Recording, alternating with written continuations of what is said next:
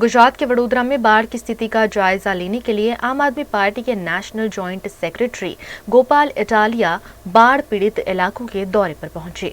गुजरात के वडोदरा में कई इलाके बाढ़ से बुरी तरह से प्रभावित है।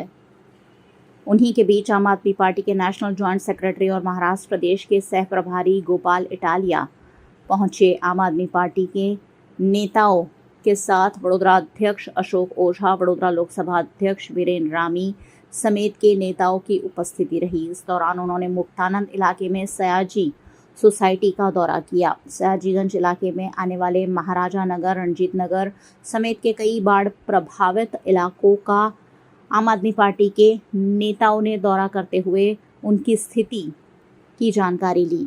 गोपाल इटालिया ने इस मौके पर बाढ़ से पूरी तरह से प्रभावित हुए लोगों को जो नुकसान हुआ है उसकी भरपाई की सरकार से मांग की है।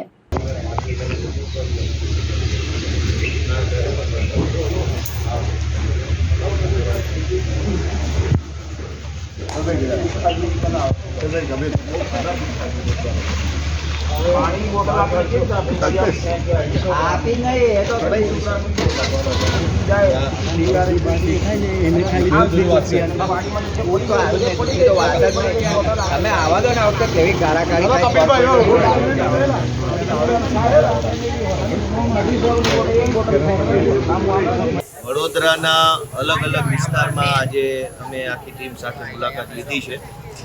જે રીતે છેલ્લા 2-4 દિવસ સુધી પૂર આવ્યું, પાણી ભરાયેલું રહ્યું, અનેક મકાનો પડી ગયા, લોકોનો ઘરનો સામાન પલળી ગયો, ખૂબ નુકસાન થયું અને એ બધી પરિસ્થિતિને લોકોને મળીને જાણી શકીએ, સમજી શકીએ, લોકોને શું મદદ કરી શકાય તે માટે થઈ આજે અમારી ટીમના અશોકભાઈ, વિરેનભાઈ રામી, પ્રતિમાબેન, શશાંકભાઈ બધા મિત્રો સાથે મળી અને વડોદરાના અલગ અલગ એરિયાની અંદર જઈ લોકોને રૂબરૂ મળી અને એમની વેદના સાંભળી, એમની રજૂઆત સાંભળી, એમને શું શું તકલીફો પડી એ સાંભળ્યું, ભવિષ્યની અંદર કેવા પ્રકારના સપોર્ટની તેઓ અપેક્ષા રાખે છે એ વિશે પણ અલગ અલગ વિસ્તારના આગેવાનો સાથે ચર્ચા કરી।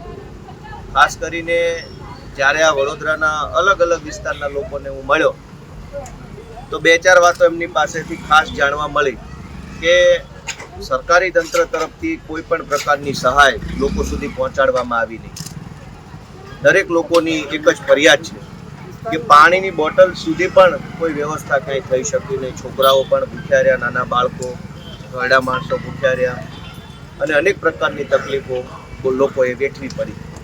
આ સિવાય બીજી સૌથી મોટી સમસ્યા લોકો જે કહી રહ્યા છે એ એવી છે કે વિશ્વામિત્રી નદીની અંદર જે રીતે ભ્રષ્ટાચાર કરીને દબાણ ઊભું કરવામાં આવ્યું, વિશ્વામિત્રી નદીની અંદર સાફ સફાઈ નથી વર્ષોથી કરવામાં આવી, ઝાડવા નથી કાપવામાં આવ્યા, બાવળો નથી કાપવામાં આવ્યા, એના કારણે પાણીનો ભરાવો થયો।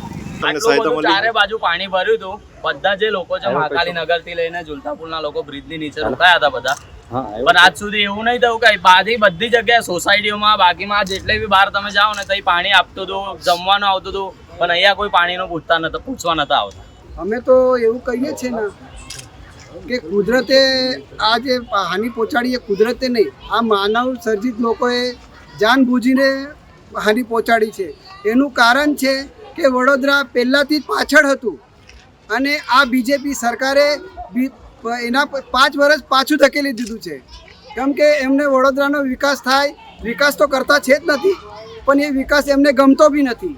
અને હું જાતે મ્યુનિસિપલ કમિશનરશ્રીને બપોરે મળ્યો, છતાં પણ અહીંયા આગળ કોઈ જાતની સુવિધા કે સાફ સફાઈની કોઈ સુવિધા એ લોકોએ કરી નથી। મેયરને 4 વખત ફોન કર્યો છતાં મેયર પણ ફોન ઉપાડતા નથી। સ્ટેન્ડિંગ કમિટીના ચેરમેન છે શીતલ મિસ્ત્રી, એમને બપોરે ફોન કર્યો છતાં પણ હજુ સુધી કોઈ સામગ્રી આ બાજુ પહોંચી નથી।